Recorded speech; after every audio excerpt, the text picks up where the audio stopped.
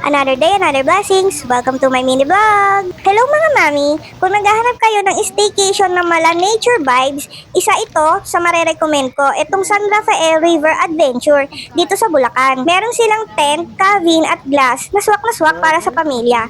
Ang ganda dito kasi pwede kang makapasok at hindi ka mag-avail ng cabin nila.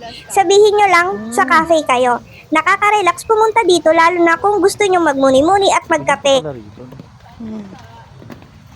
Tago.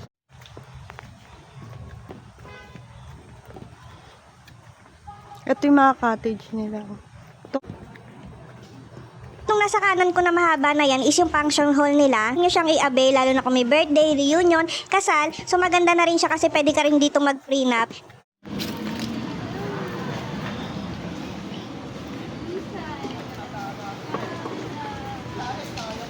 Sobrang lawak na rin pala dito para maglaro at ating mga baby o toddler. Pwede silang magtakbo-takbo dyan pero syempre gabay pa rin ng bagulang dahil may swimming pool at merong malalim dyan.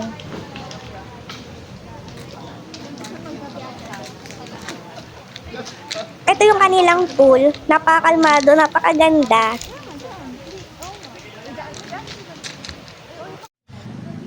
Marami rin pala sila ditong parang mga kubo-kubo. Marami rin silang part na sobrang IG-worthy. Na parang pwede mo siyang mag-post, pwede kang mag-post dyan. So yan nga pala yung kanila, parang veranda, nakalimutan ko tawag dyan. Yan, sa yung resto nila, doon sa baba nila, yan yung jacao order. Doon sa taas, yung gusto mo ng view deck.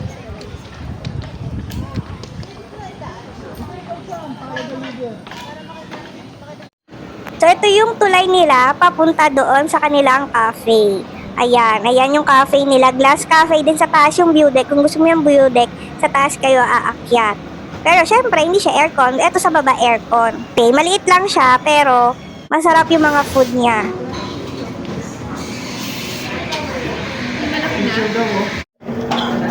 At ito nga yung in-order namin. Nag-order kami ng fries cafe, tsaka ng burger. So yun lang na-afford namin sa ngayon. El Rio pala ang pangalan ng cafe dito. So ayan, kung makikita nyo, ano na siya, ilog na ata siya, ilog yan. Tapos yung dyan sa may mga ilog dyan, may mga tent dyan. Yung mga gustong ng mga parang pa-camping effect. Tapos marami sila ditong mga kubo-kubo, may mga duyan, ayan, pwede ka dyang humiga, magmuni-muni at magpahangin.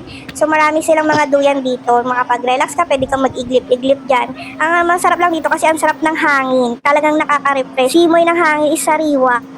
Uy, lumalagpas ka dyan. Nararamdaman ko. Uy, magiging pagkain. Oo, tanggalin mo yung pagkain. Paano siya masaya? Sanay naman niya sa'yo. Hindi ko yung bayan sa sinyo.